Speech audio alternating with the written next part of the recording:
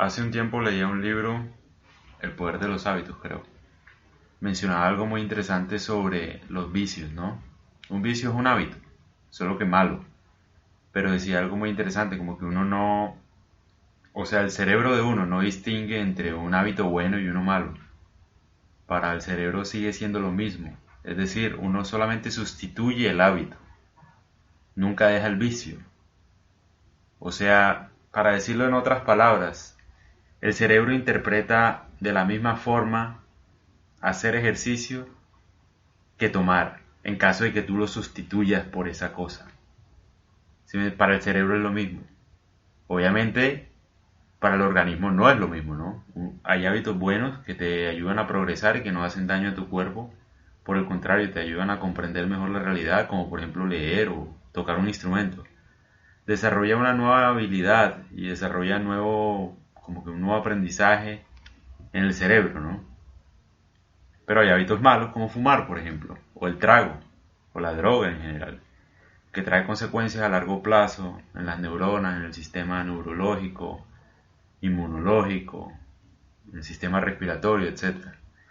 Lo interesante de todo esto es que, bueno, bien decía el libro, El poder de los hábitos, decía que uno nunca, o sea, uno no deja un vicio, sino que lo cambia por otro. Y así funciona. Entonces, la idea de lo que decía el libro básicamente es que generalmente cuando una persona, por ejemplo, es alcohólica o drogadita, etcétera, lo que es adicto no es a la materia en sí, o sea, digamos al trago. Nadie es adicto a una cerveza, por ejemplo, o al whisky.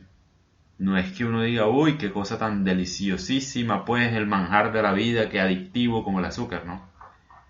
Cierto que no, nadie. O el tema de la cocaína o la heroína. Generalmente la sustancia no es la que es la adictiva, sino lo que nos hace sentir es lo que es adictivo. Es decir, uno nunca es adicto a las cosas, sino a la sensación que nos permiten ese tipo de cosas. O sea, cuando uno está drogado, cuando uno está tomando, etcétera, uno no es adicto al sabor propio de las cosas, sino a las emociones del momento, que nos permiten alejarnos un poco de la realidad, de nuestro tormento, de nuestros problemas, que nos permiten tal vez sentirnos queridos. Y yo quiero hablar un poco de eso, o sea, a la mayoría de nosotros, digamos, nos cuesta trabajo dejar un mal hábito, no porque sea difícil, sino porque nuestros propios amigos no nos dejan. Es muy difícil. Ponte a pensar una persona que sale todos los fines de semana a tomar con sus amigos. ¿Cómo va a dejar el hábito de tomar si para dejar el hábito de tomar tiene que dejar a sus amigos y empezar otra vez a crear nuevas amistades? Entonces es difícil, o sea, increíblemente lo que uno lo detiene a la hora de eliminar malos hábitos son las amistades. Uno no es adicto a fumar, sino a la sensación de fumar. Es decir, que se nos permite como calmar la ansiedad, como olvidarnos por un segundo de los problemas, o no olvidarnos, pero al menos pensarlo de manera diferente, o no sé, como no puede uno enfrentarlo solo, ¿no? Necesita tener algo en la mano para poderlo hacer. Bueno, lo mismo pasa con todo, ¿no? Y yo quiero incentivar a la gente que para romper un hábito primero, voy a hacer varios podcasts de esto, pero lo más interesante de este va a ser que para dejar un hábito lo primero que hay que dejar, o bueno, tener en claro es por qué uno lo está haciendo. Te lo aseguro que la persona que sale todos los fines de semana a tomar, no lo hace porque sea adicto a tomar, o adicto a la rumba. Es adicto a sentirse feliz, adicto a sentirse querido por los demás, apreciado por los demás. Tal vez si su familia lo invita todos los viernes a estar en la casa, deja de salir con sus amigos porque ya habrá, digamos, logrado cierta satisfacción haciendo, tal vez buscando lo que buscaba con sus amigos, ahora lo tiene con su familia, entonces lo deja el trago básicamente. O sea, para ir al fondo del asunto de los malos vicios hay que ver por qué uno lo está haciendo. Y eso solamente lo sabe la persona que generalmente lo hace. ¿Y por qué digo que dejar esos malos hábitos? Porque al fin y al cabo lo que hacen a largo plazo es hacerte daño a uno mismo y hacerle daño a los demás. Entonces primero uno debe pensar, ¿este hábito que yo hago me hace bien a mí, a mi salud mental, física, espiritual? Si no me sirve para nada de eso, debería desecharlo. Y también hay que pensar, ¿este hábito que yo tengo le hace bien a los demás, a mi familia? ¿Le hace bien a mis amigos? ¿Le hace bien? Si no le hace bien, entonces debería desecharlo. Ahora, siempre tener en cuenta que lastimosamente, para dejar un vicio toca dejar algunos amigos detrás. Es triste, pero es así. O sea, si tú probablemente tienes vicios malos es porque tienes generalmente amigos que comparten el mismo vicio. Y lastimosamente la sociedad no quiere que dejes esos vicios. Porque ponte a pensar, tú tendrías los mismos amigos si le quitas el trago, por ejemplo. Si le quitas la droga, por ejemplo, tendrías los mismos amigos. ¿Compartirías con ellos si no hubiera droga ni trago? ¿Es posible pasarla bien con ellos sin eso? Si no es posible, tal vez el problema sea tus amigos no te dejan dejar ese vicio. Y no te van a ayudar igual.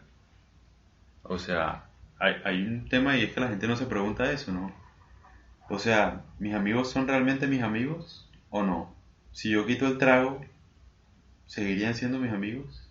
Si yo quito la plata, ¿seguirían siendo mis amigos? Si yo quito la droga, ¿seguirían siendo mis amigos? ¿Sí o no? Si la respuesta es no, pues ya sabes qué es lo que tienes que hacer, ¿no? Entonces, ese es el tema. O sea, la sociedad a veces, la misma sociedad no nos deja dejar los vicios. Y es hasta que... Y hay otra cosa, ¿no? Que antes de decir lo que iba a decir, hasta que uno no enfrenta una enfermedad grave, uno no deja un vicio. Eso es lo que quería decir. Que a veces no necesariamente uno necesita sustituir un vicio, como decía el libro.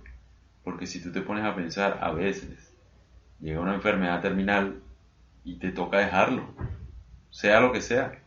Ahí no lo sustituye por nada prácticamente. Te obliga a dejarlo porque ves la gravedad del asunto. Y lo dejas. Hay veces que no, pero en casos sensatos te toca dejarlo. Una enfermedad terminal, te van a echar de tu trabajo, no tienes plata. Te ves obligado a dejar tu mal vicio. Entonces el tema es ese. Muchas veces lo que estamos buscando es afecto, es compañía y cariño, no sé, compartir con las personas, sentirse apreciado con las personas. Y lo camuflamos con alcohol, con trago, con la sensación que nos da confianza.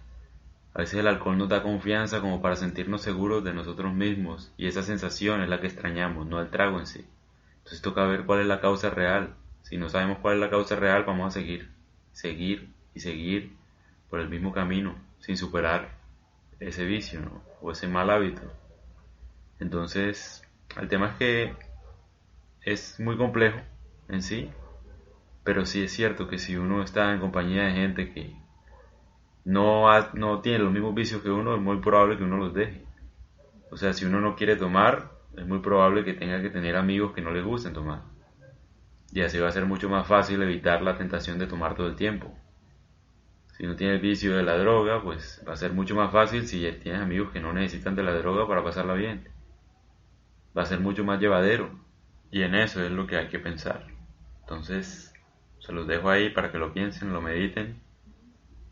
Y nada, después me cuentan. Van a venir más podcasts sobre esto porque es bastante complejo, pero igual. En este aspecto de los hábitos quiero hablar cómo la sociedad y los amigos mismos de uno son los que nos incitan a los malos hábitos o no nos dejan dejarlos. No nos dejan.